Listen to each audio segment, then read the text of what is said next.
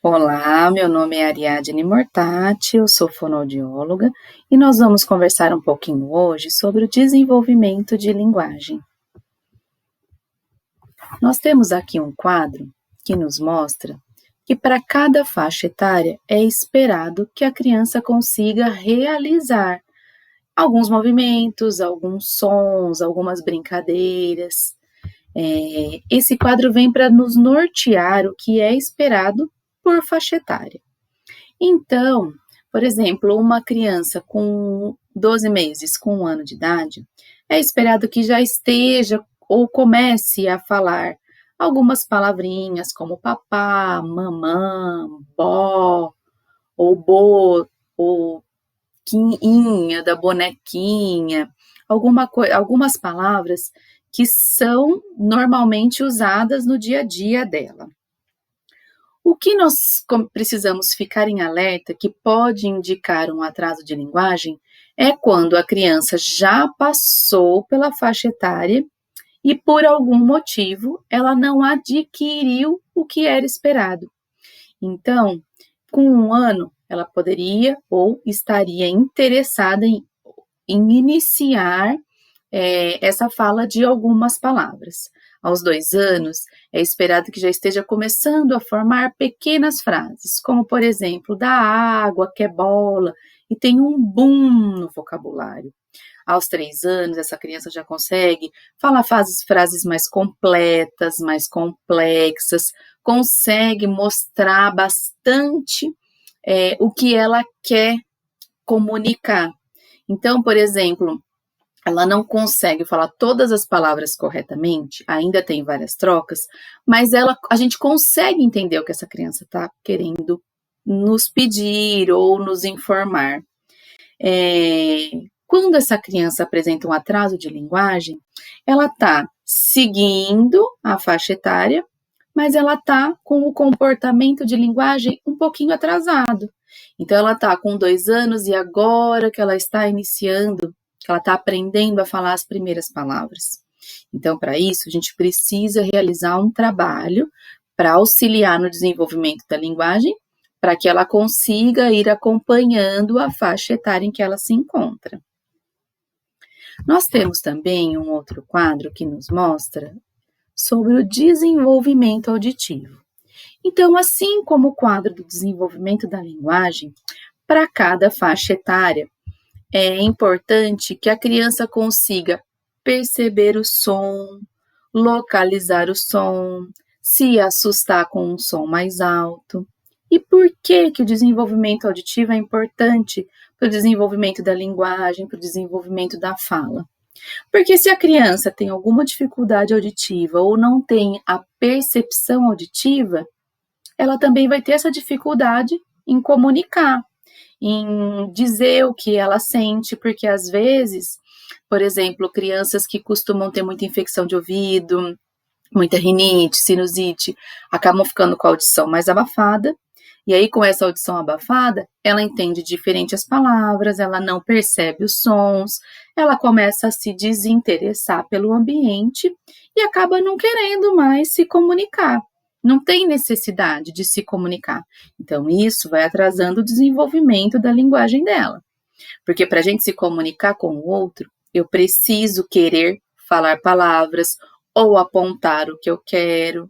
E para isso eu preciso da boa audição também. Nós temos aqui um outro quadro que nos mostra o que é esperado de sons para cada faixa etária. Então, geralmente, os primeiros sons que a criança aprende a falar é o mamã, bó, papá.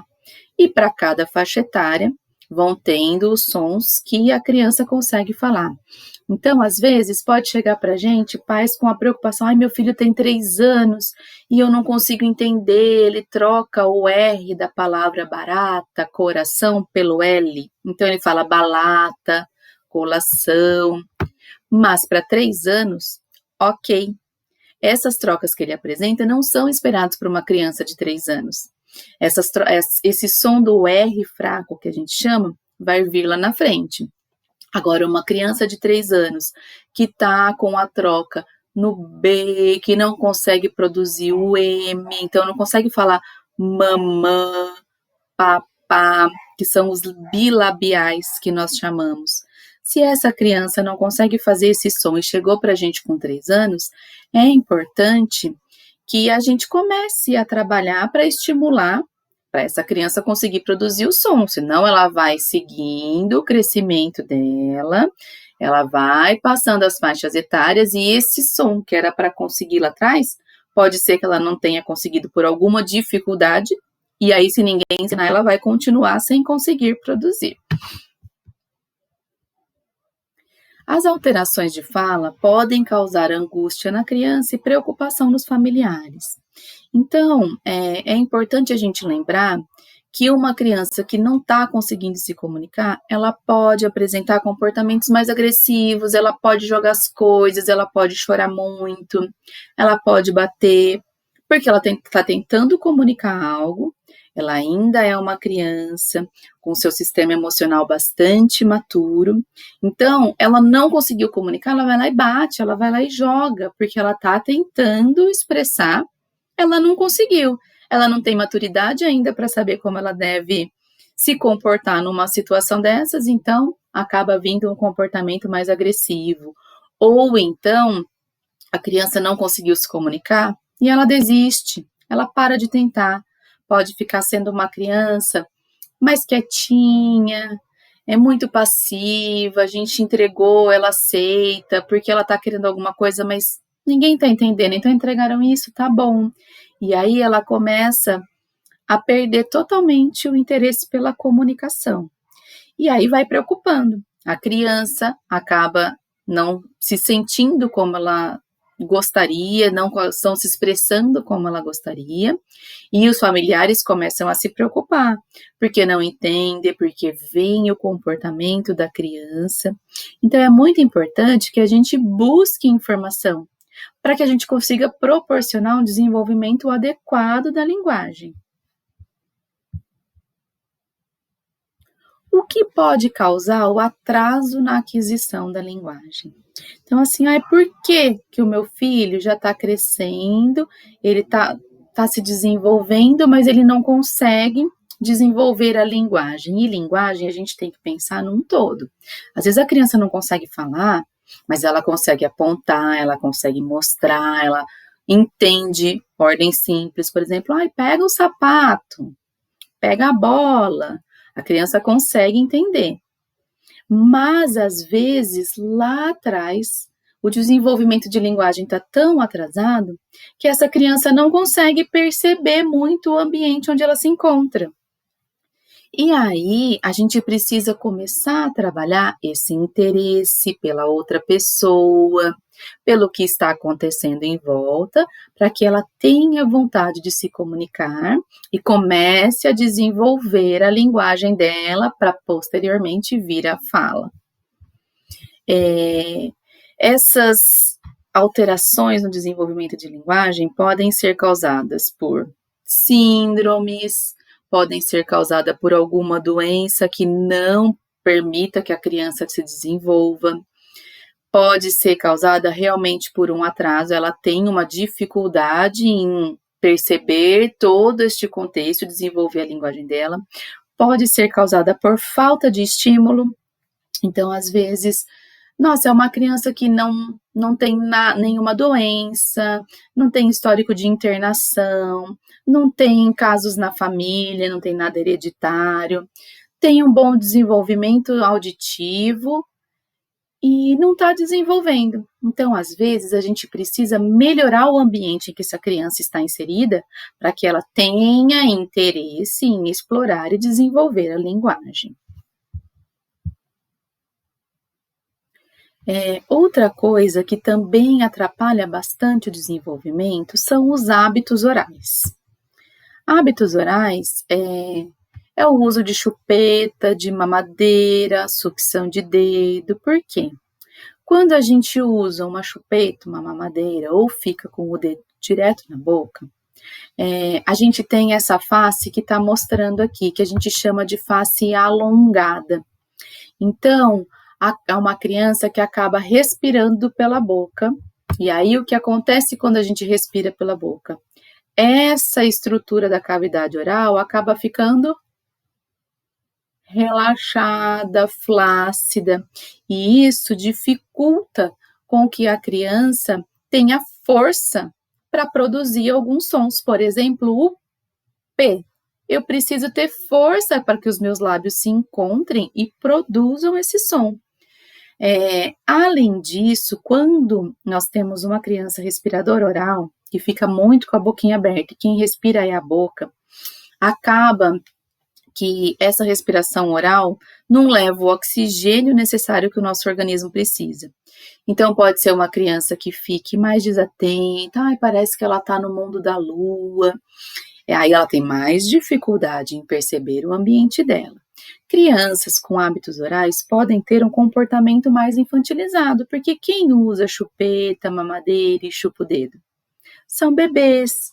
E aí elas podem se colocar nesse papel e também não querer desenvolver inconscientemente. Lógico que uma criança não vai falar, eu vou ficar chupando chupeta porque eu quero ser bebê. A criança não tem essa percepção, mas alguma coisa vai segurando ela ali.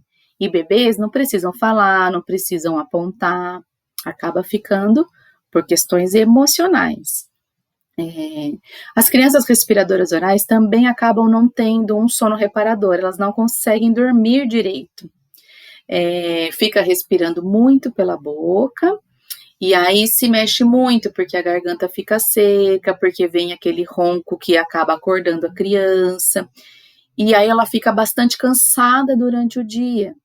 O dia acaba não rendendo, então fica aquela criança mais apática, mais molinha, mais distraída.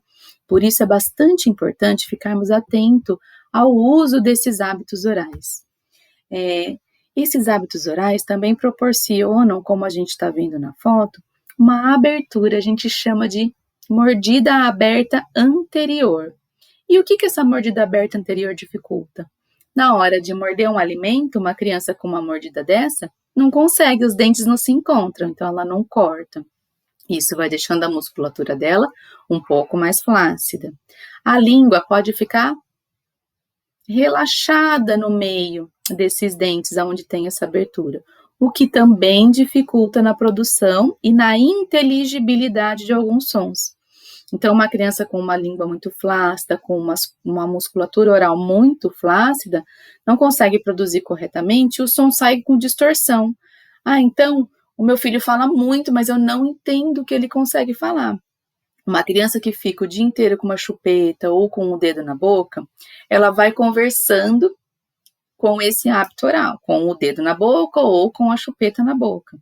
E aí, a língua não está bem posicionada, os lábios não estão bem posicionados, os dentes não estão bem posicionados, e ela vai aprendendo a falar daquela maneira e realmente a fala fica ininteligível, nós não conseguimos entender o que essa criança está querendo dizer.